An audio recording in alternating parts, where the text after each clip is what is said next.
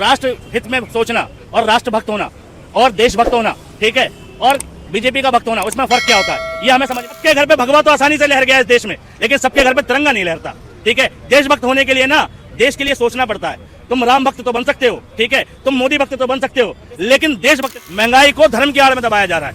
लोग मतलब दिए जलाओ, मगर दिए में जो तेल जल रहा है सरसों का, उसकी कीमत मत। इन्होंने घर घर जाके झंडा बांटा और लोगों से निवेदन किया कि अपने घर पे झंडा लहराओ, कट्टर सनातनी और राम जी आ रहे हैं। ये सनातनपन, ये कभी देशभक्त नहीं हो सकते। इसकी व्याख्या कैसे पता चलती है? क्योंकि जब गणतंत्र दिवस आया, 26 जनवरी आई, कोई सा आरएसएस का नेता घर घर गया हो, किसी को तिरंगा बांटा हो, कोई सा बजरंग दल का नेता घर घर गया हो, किसी को झंडा। 14 के बाद से तो बहुत ही ज्यादा कम है। 2014 के बाद से लोग ना पढ़ना चाहते, ना पढ़ाना चाहते, ठीक है, ना किसी को पढ़ने देना चाहते। मोदी सरकार तो बिल्कुल नहीं चाहती। कौन आएगा? लग रहा राम मंदिर में मान लो मीटिंग चला था, लग रहा घरे घर झंडा फहरा दिया, मान लो कि इसका मतलब बीजेपी आएगा। इस बार भगवा पर वोट देंगे क्या? हाँ, इसलिए कि इस बार भगवे के नाम पर वोट देंगे। बताता हूँ, देखो, राष्ट्र हित में सोचना और राष्ट्रभक्त होना और देशभक्त होना, ठीक है, और बीजेपी का भक्त होना, उसमें फर्क क्या होता है ये हमें समझ में आ गया। 22 जनवरी को जब मंदिर का उद्घाटन था, देश में आरएसएस, वीएचपी, विश्व हिंदू परिषद, बजरंग दल, इन सब ने घर घर जाके कैंपेन किया, चावल बांटे, झंडे बांटे, भगवा झंडे बांटे। क्यों? राम लला आ रहे हैं, भगवान राम आ रहे हैं, यानी राम आने की इतनी खुशी थी कि इन्होंने हर हिंदू के घर पे झंडा लहरवाया, ठीक है। मुझे भी अच्छा लगा कि चलो अपने धर्म के प्रति अच्छे हो, लेकिन ये बीजेपी के सपोर्टर थे, बीजेपी की को पार्टियां हैं, सहयोगी दल हैं, ठीक है, और इन्होंने घर घर जाके झंडा बांटा और लोगों से निवेदन किया कि अपने घर पे झंडा लहराओ, कट्टर सनातनी और राम जी आ रहे हैं। ये सनातनपन, ये कभी देशभक्त नहीं हो सकते। इसकी व्याख्या कैसे पता चलती है? क्योंकि जब गणतंत्र दिवस आया, 26 जनवरी आई, कोई सा आरएसएस का नेता घर घर गया हो, किसी को तिरंगा बांटा हो, कोई सा बजरंग दल का नेता घर घर गया हो, किसी को झंडा बांटा हो, तिरंगा बांटा हो, किसी से आवेदन किया हो, निवेदन किया हो कि अपने घर पे तिरंगा लहराना। सबके घर पे भगवा तो आसानी से लहर गया इस देश में, लेकिन सबके घर पे तिरंगा नहीं लहरता, ठीक है। देशभक्त होने के लिए ना देश के लिए सोचना पड़ता है।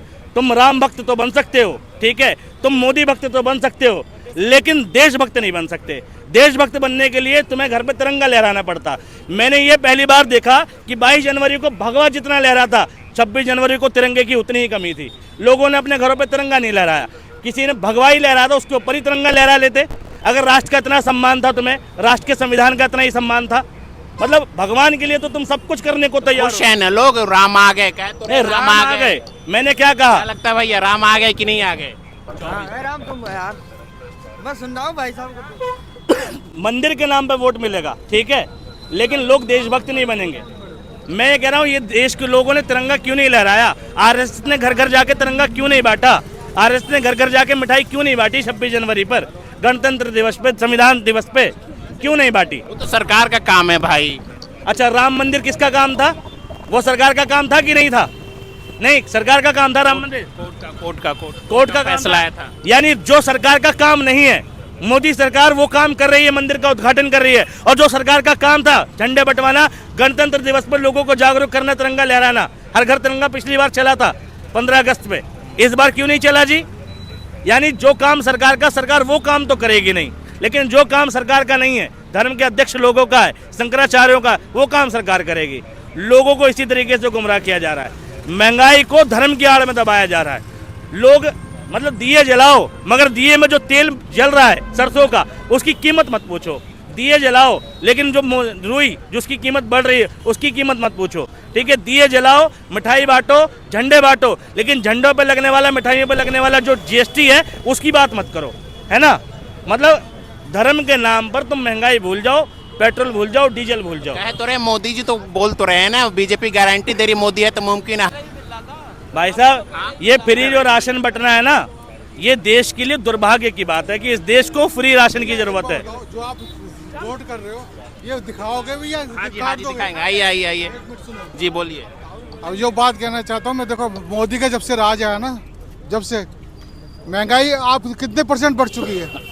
सिर्फ मोदी ने किस में कहा GST लगाओ, और गरीब के लिए कोई सुविधा नहीं है, गरीब के लिए कोई सुविधा नहीं है। फ्री राशन तो दे रहे हैं ना। क्या राशन? इधर फ्री दे रहे हैं, उधर दूसरी चीज में कटौती कर रहे हैं। भाई जब हम कोई चीज मोबाइल लेने जाते हैं, मोबाइल तो दो उसमें 10,000 का मोबाइल है, 2,000 रुपये दे रहे हम हैं। यहाँ इस बहरामपुर में जो कॉलोनी के बसे 14 साल हो गए, अब 20 साल हो गए, क्या सुधार है यहाँ पे? योगी मोदी के ही वो है यहाँ पे। को सड़क से एक भी कोई बीमार हो जाए, कुछ हो जाए, बंदा वहाँ जा सकता है? नहीं। कोई तरक्की बंदा- हुआ कि नहीं मोदी राज में? क्या कुछ है कि नहीं? आप तरक्की देखना चाहते हो मेरे साथ, चलो दिखाता हूँ तरक्की।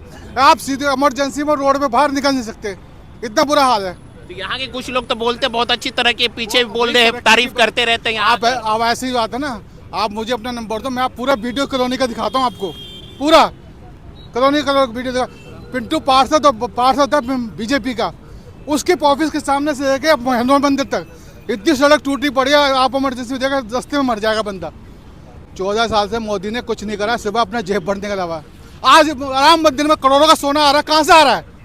किसके रास्ते से आ रहा है करोड़ों का सोना? आपके घर से आ रहा है, हैं? आपके घर से किसके आ रहा घर है। मतलब किसी के घर से आ रहा है तो रहा है। तुमने महंगाई बढ़ा गरीब का पेट काट के कहाँ से कटा? अब ये इसी पैसे को तुम धंधे रोजगार में लगाते, बेरोजगार मजदूर में लगाते। तो कांग्रेस टाइम में कितनी महंगाई थी, और अब देख लो कितनी महंगाई है। राहुल गांधी कौन है? मुसलमान है? भाई आप इस चीज को नोट कर लो ना। मुसलमान है? जब एक बात है, नहीं, एक बात बताओ अंकल, सुन तो लो। मैं अच्छा क्लियर तो करके जाओ, था कौन वो तो जान तो लो। सुनो, निकल गए, लेकिन लोगों के चेहरे से, मतलब दिमाग से पर्दा नहीं हटा। मतलब ये भी देखो, एक उम्र निकलने के बाद लोगों को अगर सच नहीं पता है, देश में हकीकत नहीं पता है कि फिरोज खान कौन था, फिरोज गांधी, खान भी नहीं, फिरोज गांधी पारसी फैमिली से आते हैं, ठीक है, और मुस्लिम पारसी जो होते हैं वो मुस्लिम नहीं होते। बताओ, मतलब लोग जान ही नहीं पा रहे कि कौन क्या है, और लोगों ने एक उड़ती उड़ती खबर सुनी है, ठीक है, और उसी के नाम पर लोग बिलीव कर रहे हैं कि हाँ वो मुसलमान था, ये था, वो था। तो ये देश में लैक ऑफ एजुकेशन बोलते हैं इसको, शिक्षा की कमी, और जो कि 2014 के बाद से तो बहुत ही ज़्यादा कम है। 2014 के बाद से लोग ना पढ़ना चाहते, ना पढ़ाना चाहते, ठीक है, ना किसी को पढ़ने देना चाहते। मोदी सरकार तो बिल्कुल नहीं चाहती, क्योंकि पहला शिक्षा पे टैक्स लगाने वाली सरकार मोदी सरकार, किताबों पर टैक्स लगाने वाली सरकार मोदी सरकार। दूसरा, अभी 16 साल से कम उम्र के बच्चों की कोचिंग बंद करने वाली सरकार मोदी सरकार। मतलब एक बात बताओ, लोग कह रहे हैं कि कोचिंग से बच्चे हिरास हो रहे हैं, सुसाइड के केस बढ़ रहे हैं, तो वो 16 साल वाले बच्चे हैं ज़्यादातर, जो यूपीएससी की गवर्नमेंट जॉब के जिनमें कुछ बनने की क्षमता होती है, जो बच्चा आगे करियर के लिए सोचता है, करियर विजन सोचता है, ठीक है, वही तो बच्चा सुसाइड की ओर बढ़ेगा। 16 साल का बच्चा क्या होता है? बाल्य अवस्था में होता है। यानी मोदी सरकार को ये भी नहीं पता कि इंसान के जीवन में अवस्थाएं कितनी होती हैं, ठीक। मोदी जी से ज्यादा काबिल हो आप। मोदी जी से काबिल तो ये सारा देश है। मोदी जी क्या लगता है जब विकास हुआ कि नहीं? इधर आइए, चाचा भाग गए यार। मोदी जी से काबिल तो बहुत लोग हैं इस देश में, लेकिन इस देश में काबिलियत नहीं चलती, इस देश में बकैती चलती है भाई साहब, बकैती। जितनी ज़्यादा आप बकैती कर सकते हो उतना ज़्यादा आपको पसंद करेंगे लोग। 9 साल में इतना विनाश किया है ना मोदी जी ने, इतनी फेकम फाक मचा रखी है ना, तो क्या विनाश कर दिया? सारा ही विनाश है, बिल्कुल सत्यानाश कर दिया देश का। और कितना सत्यानाश कराओगे? मुझे बताओ, जो बीजेपी के बलात्कारी थे 3 बनारस वाले, क्या हुआ उनका? बुलडोजर चल गया क्या? फिर कब चलेगा? गिरफ्तार हो गए, चल जाएगा, टाइम दीजिए। पूछता है ना भारत, कब चलेगा?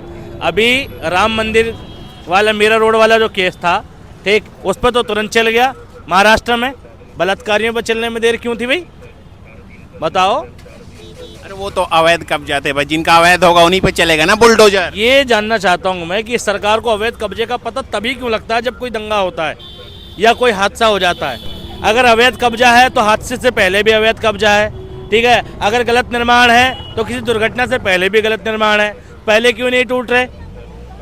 और अगर वो पहले से अगर नहीं टूट रहे वाजिब है, तो फिर घटना के बाद कैसे अवैध हो जाते हैं? और अवैध निर्माण को तोड़ने की जो प्रक्रिया होती है, वो नोटिस पीरियड, वो सूचना देना, वो कानून व्यवस्था, वो कुछ होगा कि नहीं होगा? मान लिया अवैध थे, तो लॉ एंड ऑर्डर क्या होता है कि आज अवैध समझ में आया और अभी बुलडोजर लेके पहुंच गए। बुलडोजर का विरोध नहीं है, बुलडोजर जिस तरीके से यूज़ हो रहा है ना, उसका विरोध है। विकास हुआ कि नहीं मोदी राज में, ये बताइए। नहीं हुआ जी, नहीं हुआ, बिल्कुल नहीं हुआ। बिल्कुल नहीं हुआ। सपने नहीं, हकीकत को बुनते हैं, इसलिए मोदी को चुनते हैं। एक फर्जी नारा है जो मोदी सरकार ने अपनी पार्टी के लिए और अपने लिए बताया है। हकीकत किसकी बुन रहे हैं? वो अपने। मोदी जी ने सपना देखा था कि बीजेपी सबसे अमीर पार्टी बनेगी, बना दी। मोदी जी ने सपना देखा था कि बीजेपी सरकार मोदी जी कुछ भी काम नहीं करेंगे लेकिन बार बार चुने जाएंगे। ये सपना हकीकत कर दिया उन्होंने।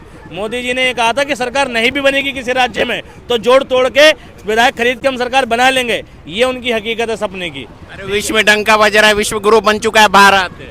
कौन से विश्व में डंका बज रहा है ये बताओ मुझे। हर जगह डंका बज रहा है। कहाँ बज रहा है? कौन से देश में डंका बज रहा है? जरा सुनना चाहता हूँ। उस देश में जाओ तुम पहले। भाई मोदी जी ने क्या किया है? गौतम अडानी को अमीर बनाया है, ठीक है। देश के उद्योगपतियों की जेबें भरी है। देश के गरीब व्यक्ति की जेब में क्या आया? खजाना खाली, अकाउंट खुलवा दिया, जो घर में जमा पूंजी थी वो अकाउंट में रखवा दी और अकाउंट खाली। डिजिटल भारत हो गया भाई। पहले जाना पड़ता था बैंकों में, आपको कुछ भी काम होता। आज ऑनलाइन बैठे घर बैठे काम हो जाए। डिजिटल हो गया इंडिया। हाँ, तो ऑनलाइन जेब भी तो कट रही है आपकी। और डिजिटल होने की शुरुआत राजीव गांधी ने करी थी और एनपीसीआई मनमोहन सिंह लाए थे। यूपीआई जैसा प्लेटफॉर्म मनमोहन सिंह की देन है, मोदी जी की तो देन है नहीं।